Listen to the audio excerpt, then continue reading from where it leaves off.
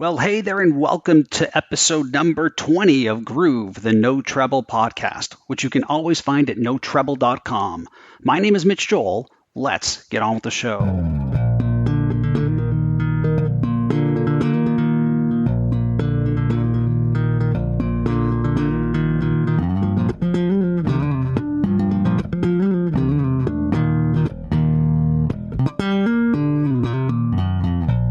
So, who are you and what do you do? My name is Miroslav Vitous. I'm a bass player and composer, and I'm a music innovator. Oh, so let's start with the innovator part. What do you mean when you say I'm a music innovator? Well, first, if we can start with the bass, because I never really did play except for the very beginning. The role of the bass playing is known in jazz. I have a little story to tell you, which goes with that the jazz was basically created at the time of Dixieland and New Orleans and probably Kansas City and the other one, I forgot the name. So what happened that they switched to tuba for the bass, because I guess they wanted to have a steady beat, and tuba could not play, boom, boom, boom, boom, boom. I think they would drop dead after a few bars because they had to breathe, right? But there was a problem, and the problem was that there was no bass players. So the tuba player put on the tuba, he picked up the bass, but of course he did not know how to play the bass. So at that time, so that's why you see all these bass players with their hands hanging on the fingerboard like they're hanging for their life on it. And basically it became, that they start playing boom, boom, boom, boom, boom, boom, boom, boom, boom, boom, boom, because they could not play any technical things. They had no education on the instrument. And that became basically the role of the jazz in the jazz package, so to speak. And that carried on for a very long time. And so what that's the saying that I'm an innovator, I could say that I picked off where Scott LaFaro left. And I'm just carrying on more, that the bass becomes an equal instrument as the other instruments, which drastically changes the shape of music because the music becomes completely different. If you have a bass player who is going to play boom, boom, boom, boom, and you have a bass player who's going to play to-do, and you have to answer him, then something else starts to happen. It's not any longer somebody playing a role of some kind, but it becomes a conversation and communication. And that changes the whole thing completely, drastically, to a completely whole another new thing. What year was that for you? Well, I came to the United States in 1966, and I played basically in the beginning normal jazz bass, But as I went along, I became more and more and more a rebel, because after about a year, I was so tired of playing, walking bass line from C to F and F to C, and the kind of always 1-4-5-1, So that then I start, and of course the influence of Scott LaFaro was so large that, and my inside wanted to say something. I could not be totally satisfied at all with just playing boom boom somewhere along something. I had a lot to say, so this is how it came about. So there will be about 68, 69. Do you talk to me? It's finished. Documentation of this is my first album, Infinite Search. Yeah. There you can see it. So talk a little about that moment. You said, my inside. What were you doing and what were you feeling where you were like, there's something more here and this is where I want this instrument and my art to go? Well, it's like I start feeling like I'm locked in jail. I could not. I had to play certain way, and I could not. And my soul wanted to say much more than that. So I start leaving that role of the bass, and I start playing phrases, lines. I start speaking, basically. I begin to speak. That would be the right way to put it, yeah. And in your frame of mind, was it, I'm pulling this out of things I'm seeing in jazz, or were you also pulling it out of other areas? I mean, you studied at the conservatory, you had a very classical, I guess, theory in terms of music education, but were you really in the frame of mind of of jazz, or were there other things happening musically, instruments that you were trying to pull this from? No, it was just purely the bass. I needed to free up the playing so that I could play something which my inside wants to get out of me. My soul wanted to speak. Basically, I speak, yeah. So it had nothing to do with classical music. Classical music had a lot to do with my technique and with my education, of course, because I could have never had that. You have to have the classical education in order to have the technique of a virtuoso. There's no other way you can get it, up till today. So it had nothing to do with anything else or any other instrument. Of course, I wanted to play the bass, and in fact, I achieved that finally in some years after that, when I played the arco and I added the wah-wah pedal, then I could start playing like a horn, like a tenor saxophone or trumpet.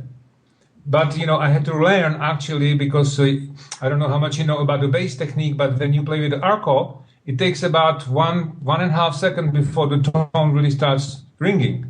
Because it's played that way. You play the arco and it starts to vibrate.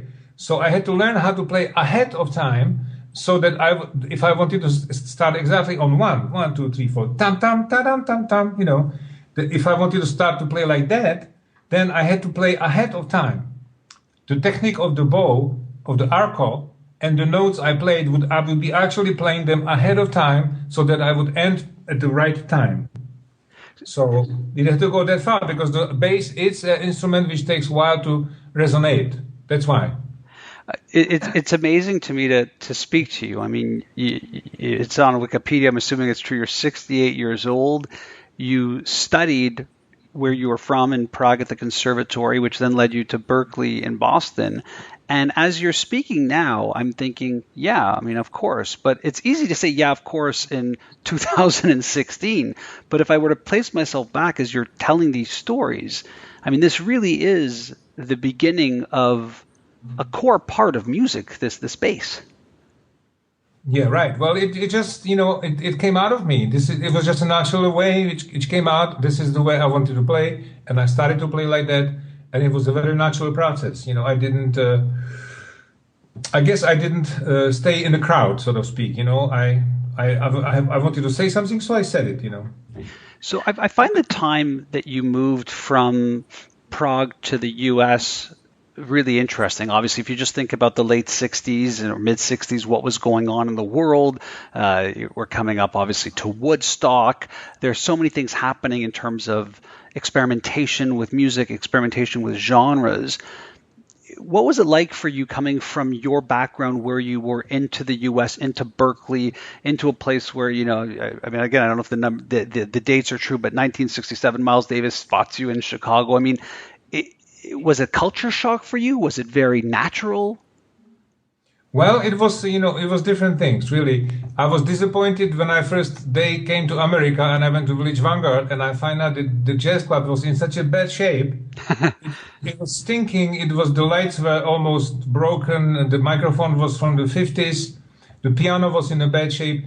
I just came from Prague, from the middle of communism. We had a better jazz club than Village Vanguard in the middle of deep communism. So that was I was like looking at this with my mouth open, like, is this possible?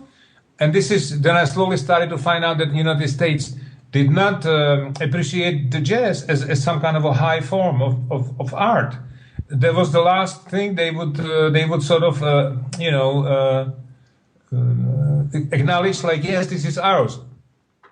But the minute someone says, yes, this is great music, this is jazz, and they say, yeah, of course, that's our American jazz, But when you live there and when you're actually being treated, it would be worse than installateur or electrician. But I'm just amazed. You were absolutely nobody by being a jazz musician. But again, you're coming from communist Prague to like the middle of like a crazy moment in the U.S. Were you just like feeling very free to let that voice come out? Were you like, I feel like it would probably take me 5 years just to get my feet, comfortable.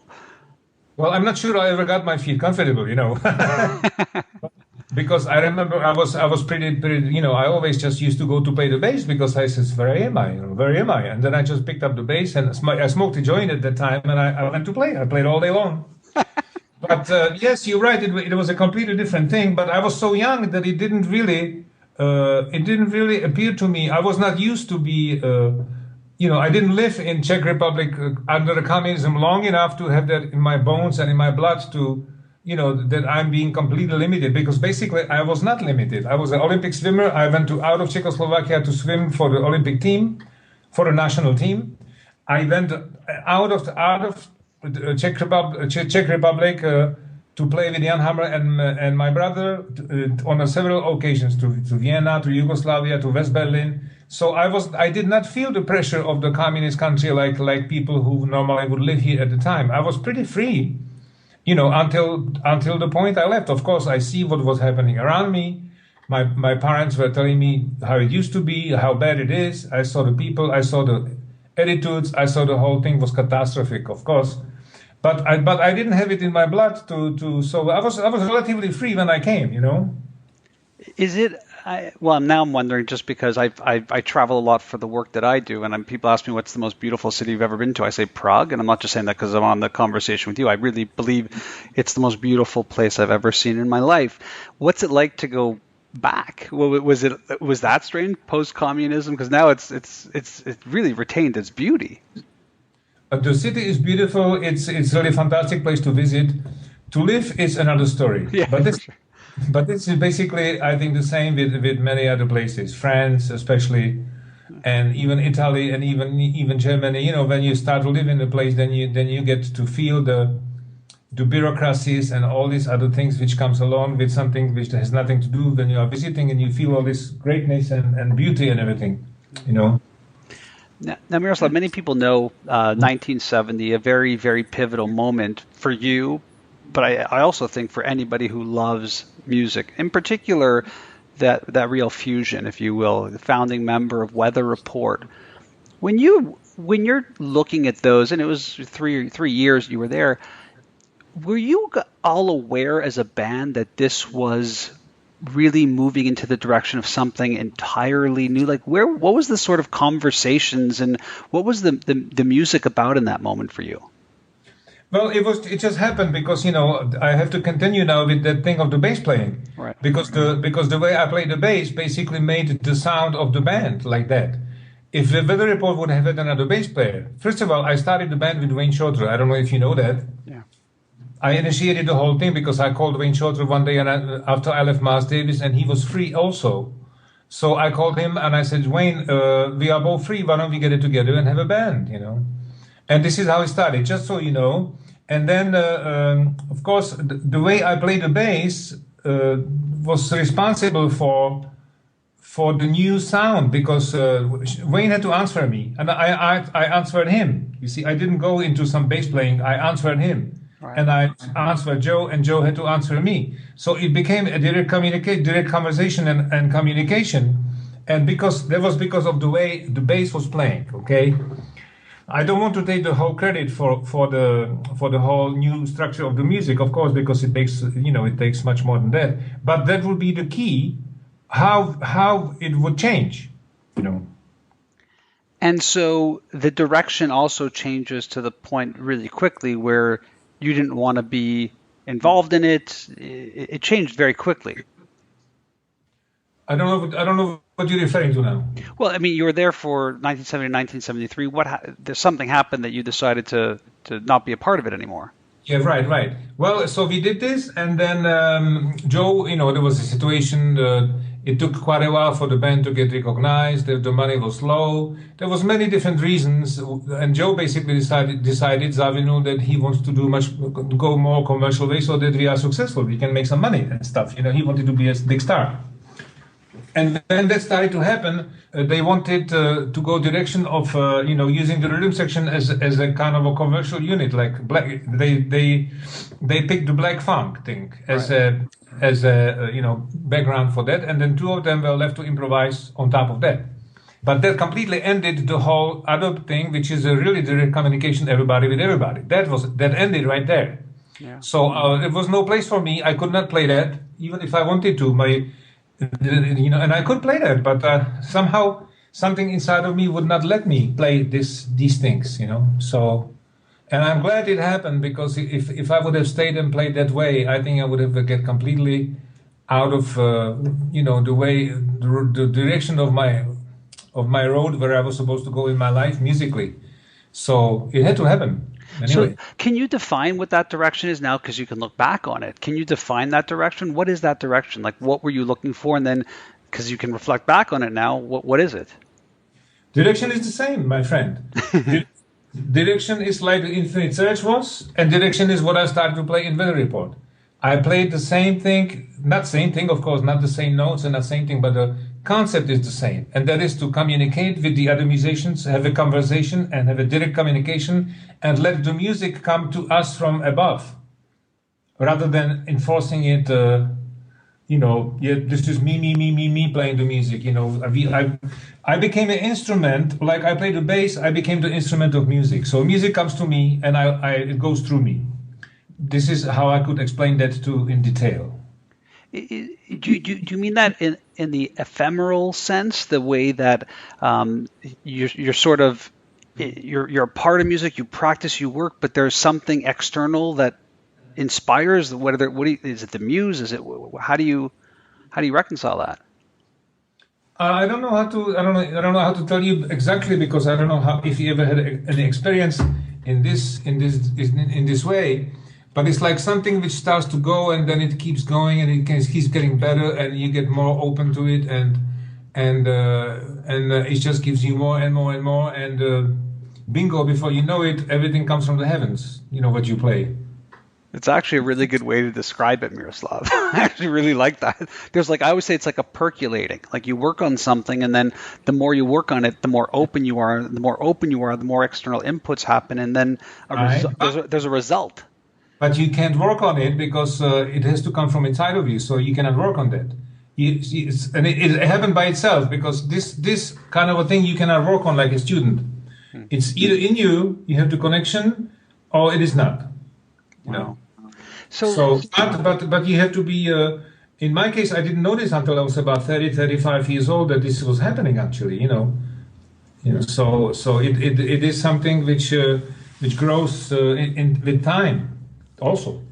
now I'm really fascinated with the fact that we connected because you have a new piece coming out, which is the music of weather reports. So there is this sort of connection back to this early moment in your life. Why was it important for you to think about that art to recreate it now? What was this sort of moment for you where you're like, this is the right place for me to do this? I don't know. Just the time came, and that I have recorded much new music, and then I was always kind of surprised that the things we did with the music which people never heard before, the things we did with the music, the way we played it, the way we arranged it, the way we worked with the phrases, the way it happened, the people could never really know what we are doing, or what I am and my band doing because they don't know. They didn't know the music before, how it was before we did those things with it. So I decided to show,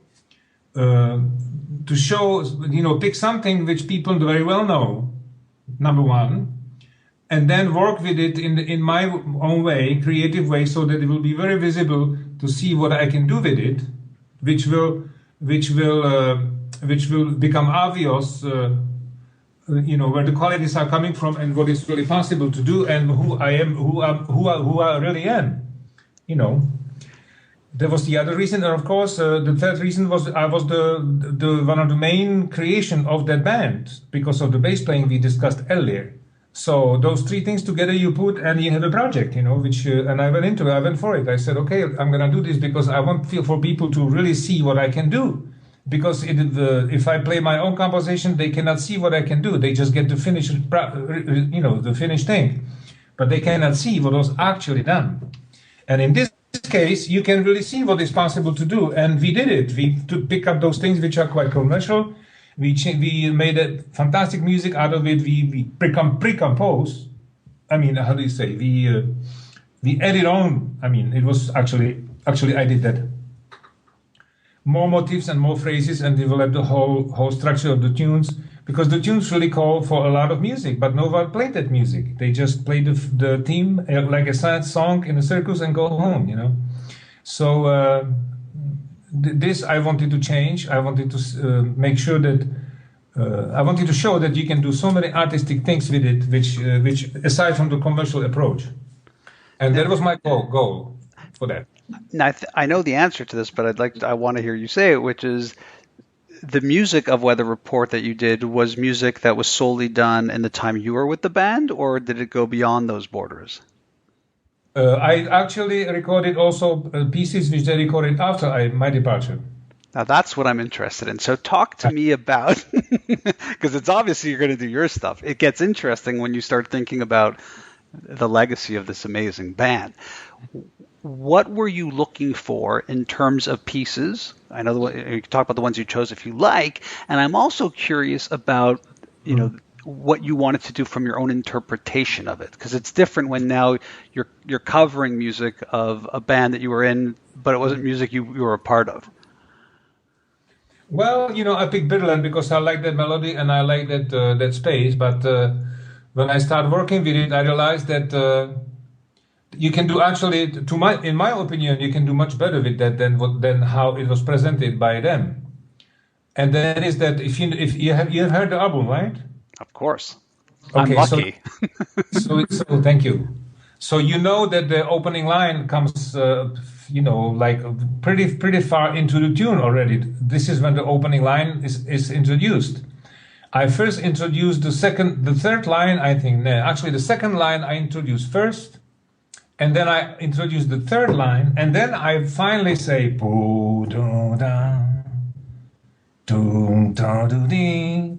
as a third line, as a third motif instead of. So I turned around completely the order of the motifs Zavino had done,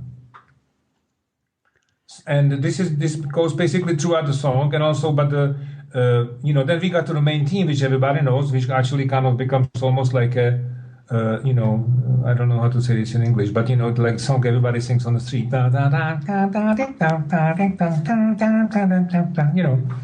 And so we took that, and he said, then we start doing things with it. He says, wait a moment, let's slow down.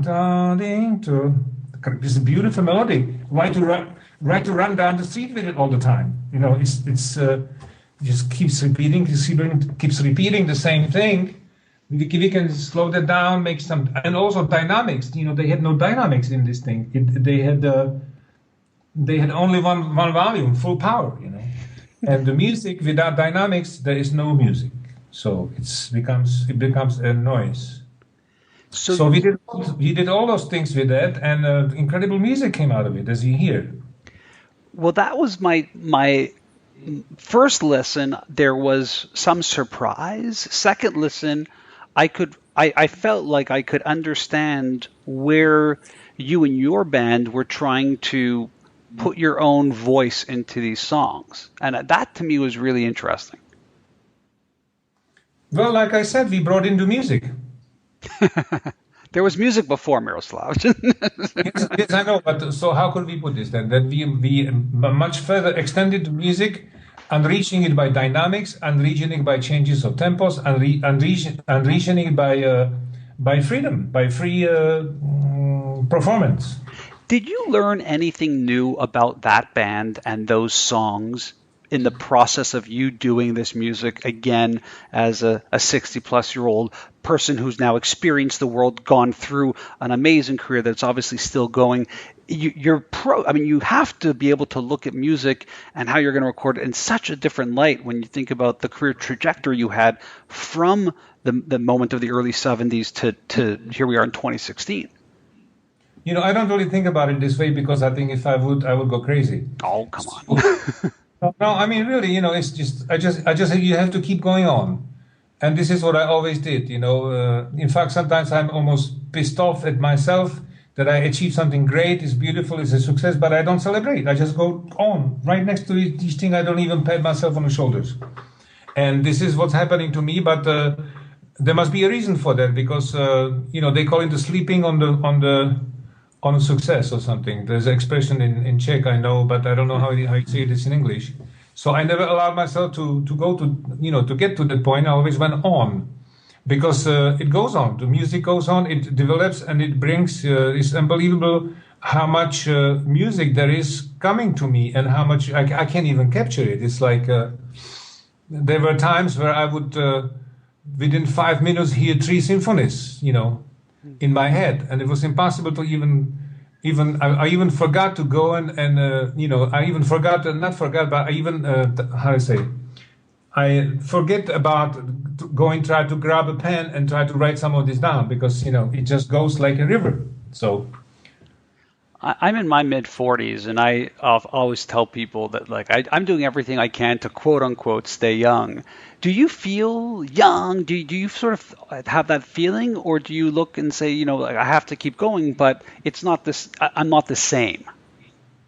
well, of course it's not the same, but yeah, I feel very young. In fact, I don't feel any different than I did when I was 30 or 40 years old. In that sense. I'm definitely not one of the people who reaches 60 and decides, okay, I'm in pension and so I'm supposed to kind of like half die or just, just kind of become sick and inactive and stuff like that. Of course, I have my problems I have to deal with, but not in that way. So, But yeah. is your passion for the bass as excitable as it is when you're in a world of Wayne Shorter, Herbie Hancock, Stan Getz? Do you still have that same passion for the instrument learning, expanding? Well, let me put it this way. When I go to sleep, my fingers are playing. That could be the best quote I've ever heard about bass playing, to be honest. Yeah, yeah. I mean, I play on my girlfriend's back. It's really it's all night it just keeps playing. So in fact, this is one of the things which is a kind of a price you have to pay when you're a musician who is dedicated to music and opens this channel like I have. That there's music coming all the time. So if I was not able to push it kind of a little, and I can never really push it because I'm afraid of shutting it down. So I'm kind of like pushing it aside, but it's always in the background. This music goes on. So I'm surprised that I'm not in a totally crazy, because this would probably make some people will go totally, they would end up in a mental hospital from this. So I'm not going to ask you how high or low on the neck you go with your girlfriend. Don't worry. no, I mean, woman is an instrument also. So So talk a little bit about the album. Obviously, it's done. You are going to do some shows around it, I'm hopeful. Are you already sort of into the next project, or is it very early days for this and what the opportunities might be with this Music of Weather Report album? well, I don't know if you read the text in the booklet, but I recorded this 2010, 2011. Right. So But this now is it's already, coming out, and now is when you have to promote it and talk about it and do it. it's okay, I don't mind that. But answering your question, musically, I am already somewhere else, of course. And that is that I have seriously gotten myself involved with the right composing. I could say classical music. Classical music may not be the right word for it, but it is a music for orchestra. Which is which is my music, and that has nothing to do with the jazz or anything like that. And this is I'm very strongly going into. In fact, I'm in the middle of writing a symphony right now of 4 parts, almost a 45-minute symphony. And but this is not the only thing. I think as far as basically my other project I'm thinking of doing is I have been actually for quite a while is playing standards, making album of standards with the orchestra and one other musician, perhaps a keyboard player or somebody who gives me some interaction. So some most beautiful things you have ever heard in your life. This is what I would like to do. Like all the ballads, for example, take the ballads. Take My Falling Valentine, take Stella by Starlight, take I Fall in Love Too Easily. Take all of these and do them like that with the orchestra and probably with the piano player. I know this piano player on this album, he's capable of doing that. He's a very extremely talented man. So these are basically the 2 things I am working on now. And of course, there's tons of music coming from all sides. I don't even know what kind of music it is, and it should not matter what kind of music it is. That's why I said that I'm an innovator, because the things comes in like that, and you cannot have no frame for it, because it is something which is on its own, and it comes and it lives, and boom, it's some kind of music. I will let the people find a name for it. And where does playing live come into your lifestyle now? It's fine. There's concerts which comes alone. Sometimes I play solo, sometimes I'll play duets, sometimes I'll play trios, sometimes I get to play with the band. But the situation right now is quite difficult because the governments are taking all the money for the support of the art. Of course, I'm not a commercial musician which sells 1 million copies, so So I don't get these big festivals, because the fundings are coming down. So that's everybody suffers. Everybody suffers. Even the musicians of caliber of Herbie Hancock. It's no longer possible to book a tour of 3 weeks like we had 10 years ago. You can't do it. You have 1 day, 2 days, 5 days off, another concert or something, but it's no longer possible to really book a tour because the situation of the financial support for arts and in generally has changed so much negatively towards our art that this is what's happening. Are you also talking about this sort of streaming music rights instead of buying music? Is that also involved in that, or? What, I don't understand the question. Can you repeat that? Do you mean like also in terms of the computer and technology, like because people can stream music instead of buy it, it becomes also more difficult, or is that separate from the fact that government funding for arts and stuff? That comes on top of that, so that's even worse. Yeah. But it's interesting because when I speak to musicians about this, it's two-sided. One side is obviously that which we just talked about. The other side is the fact that in this day and age, people are discovering more and more music. They're accessing more and more. They're going deeper into the vaults. They're more inclined to listen to a genre that they may not have bought in a store, but they're at the office. I'll check out some jazz, and that opens them up to more discovery. So it does play this weird double-edged sword. Well, there's another one also, and that is that they have access to music which well, I have to, let me put it this way. I think that our civilization at the moment has reached a point that our character and our morality is way behind our technology.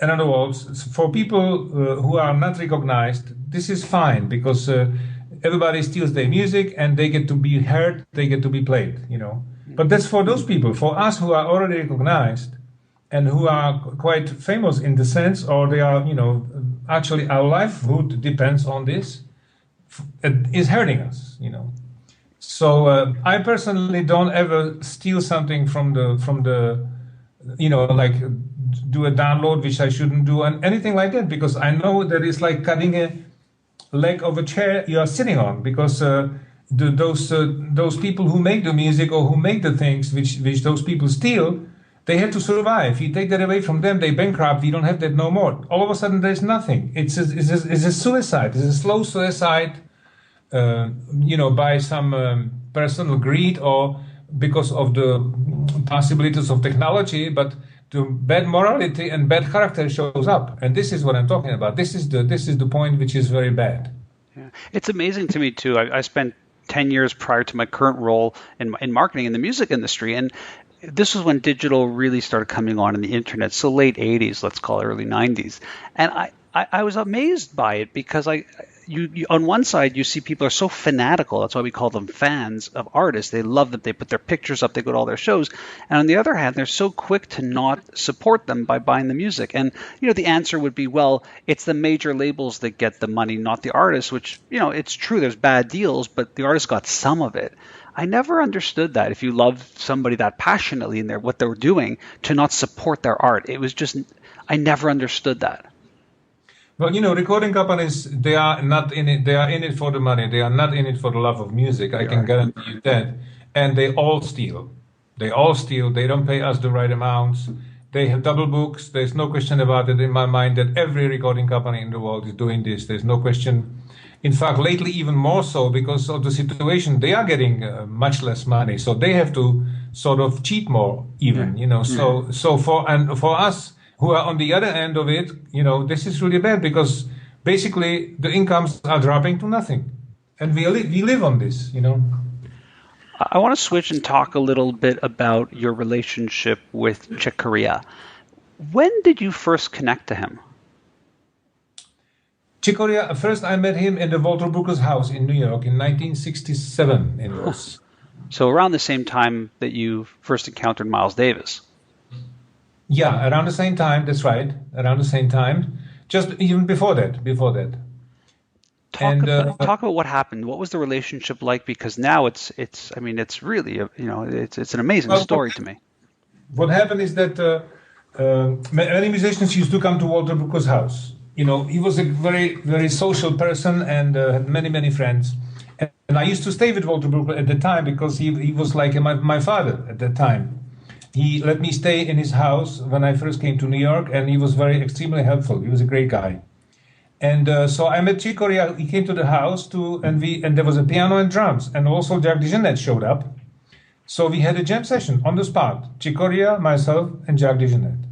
We played for about an hour. And then about 2 weeks later or 3 weeks later, Chick Corea calls me up to ask me to record Now He Sings, Now He Sobs with him. Later on, I find out from Steve Swallow that Chick called Steve Swallow and he asked him, "Hey, what do you think about this young Czech bass player? Do you think he can cut that? Do you think it will be good?" And Steve told him, "Yeah, man, go ahead, do it, man. He's a talented guy. Do it, So this is how we met. This is how I met with Chick first. Then we used to actually go with Jack DeJohnette to Chick's house. He lived outside of New York.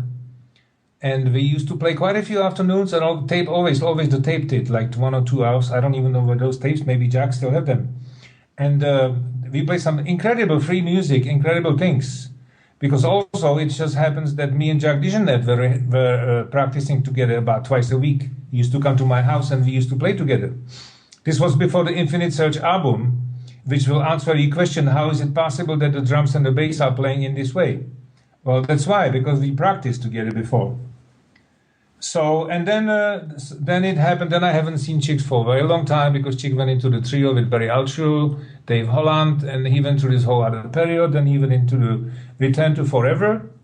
And then, some 10, 20, 15, 20 years later, whatever, the call come in and say, let's have a reunion with Roy Haynes. So we did a reunion, we made another album, we made a couple of tours, and this reunion kind of a thing happened 3 times since then. So... And there was an anchor to this, I think, at least at Chick's 60th birthday, 2003. Well, that's when the album came out, Rendezvous in New York, won a Grammy. I mean, that's got to be a pretty nice feather in the cap of this exploration the three of you undertook. Yeah, well, I don't know if our album, our part of it won the Grammy. Did our part won the Grammy? I don't know. I saw a note that said that there was a Grammy for Rendezvous in New York. I'm not sure. Well, but there was about 10 CDs released at the same time. Yeah, that's true too. That's true too. I made the assumption that it was you. Actually, DVDs and CD. DVDs, I think it was all DVDs because it was all taped. Yeah. Okay. So no, it was not the anchor point. No, because we did a tour in Europe. We made it live in Europe. Remember that album? That's my favorite from the whole thing. Then we went to Los Angeles, where Chick was at the time. We made the trio music album. That was that was the first reunion we did, and then the second one was live in Europe, trio live in Europe, I think, yeah. And then recently we did the last one in 2012, I think it was, yeah. I was watching a video interview of Chick Corea, and he talks about you, and he was talking about how you have this amazing capacity to improv. And you bring with it this amazingly, what he called a loose approach. And I think he said that in a very highly complimentary way, so I don't want you to take it otherwise. And I sort of looked at those words as I was taking notes, thinking, that high capacity for improv and a loose approach. And I think it's something that most musicians would just kill to have as an instinct. And it seems to me that then if I go back and look at your work and move forward and look at your playing and your artistry, that you have this thing in you, and I was wondering, you talk about how you either have it or you don't, but knowing you have it and working that idea, would you agree with that definition? Definitely, and it didn't come from free either. I tell you how it developed when I started to learn how to overdub. Still when I was back in Boston before I came to New York, I had a tape recorder which could overdub, and I learned how to overdub, and this is where I learned how to play exactly like to the original track, and it took me almost half a year to achieve that, so that it would be played. What I thought I played would actually sound exactly like I thought it would be, because it will be always different before. So and that required to learn answers to anything. So some phrase comes up, you answer it rhythmically, melodically, whatever. So it came out of this. I mean, this was enhanced it, and made this whole thing almost automatic out of the blue sky, because you hit something, you immediately know what to answer, because you know how to work with the motif. So you hit ta da da, so you go ta da, or you go ti da da, ta da, or you go te da da, or you repeat it ta da da, whatever. But you are already always on this pedestal thing, whatever you want to call it, knowing what to say, what to answer.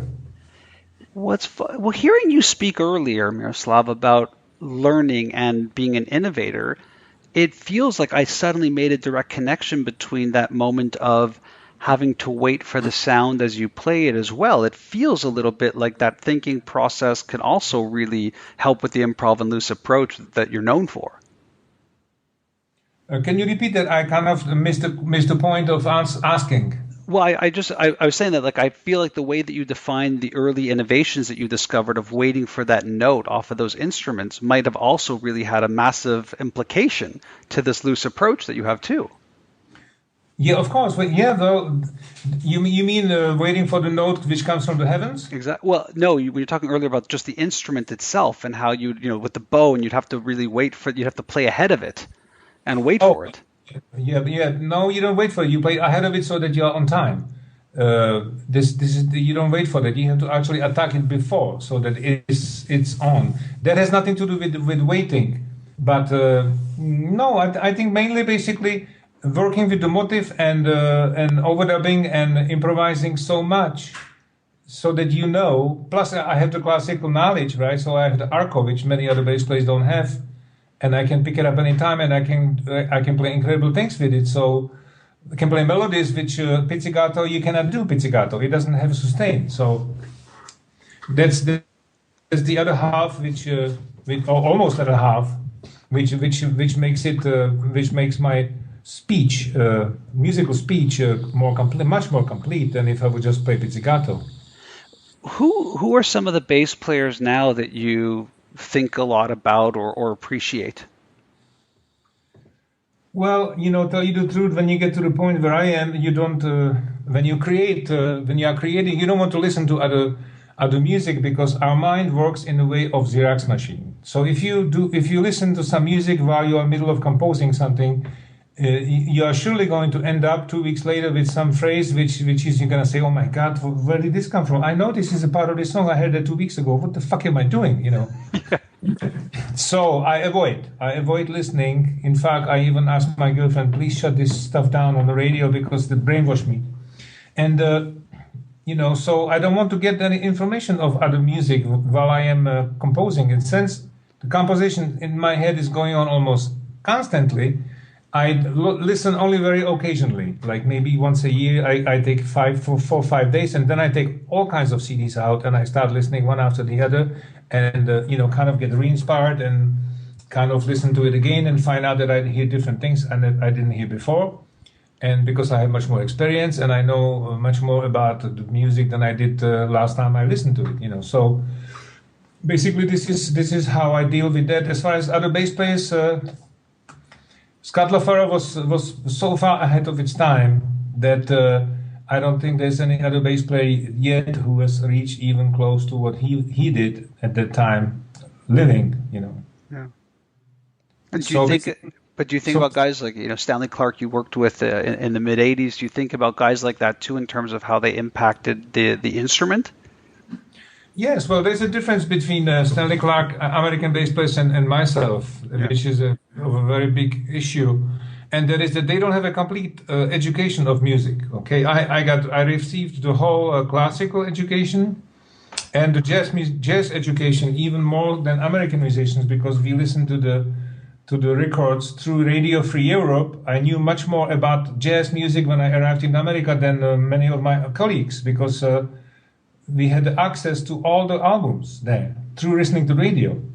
So anyway, to finish your question, is like, so a lot of American musicians, I don't even want to say the names, even the top ones, they are great jazz musicians, they have their things worked out, but it's not a complete picture. It's not a complete picture. You put a piece of classical music in front of them or something which has nothing to do with the jazz, and they have no idea what to do with it. While the musician who is completely educated knows, yeah, sure, we do this, we do that, anything. So there is a whole big thing which is and this I'm not only talking about the bass. I'm talking about also piano, any kind of instrument, really. And like I said, I don't want to get into names, but even the top players are having these big holes because they don't have the complete education. They just don't have it. And before we finish our conversation, I'm curious about practice and playing because you're talking a lot about composing. Is composing for you with the bass, or is the bass something that comes later? And are you practicing the bass every day? Like, what's your regime? Well, I don't. I try to not to have a regime because if you have a regime, you fall into some kind of a stale thing, and then you don't know how to get out of it. Or it's I do it. I try. In fact, I break up things. I break up regime because I don't want to fall into the same pattern. The rhythm because if it has something to do with the rhythm. So if you fall into the same pattern, then you're always gonna be playing the same shit, so to speak. Because it's that you are in it, so you cannot do that if you want to. That's why I tell my students, I say, you better be careful what you practice, because what you are going to practice is what you are going to play. Because the fingers learns that, the brains registered it, and the finger go there when you start playing. So you better really be careful what you practice, because that's what you are gonna play. But to finish your question a little bit closely, I have two different ways. Sometimes I compose on the bass because I will come up with some lines, but lately it's really not enough because the bass is is one line instrument, one voice instrument. Maybe I play double step or maybe sometimes triple step, but no more than that. And I cannot really achieve the harmony with the bass, which I need in my music. I am very melodic and and a lot of harmony, a lot of melodic things are in my music.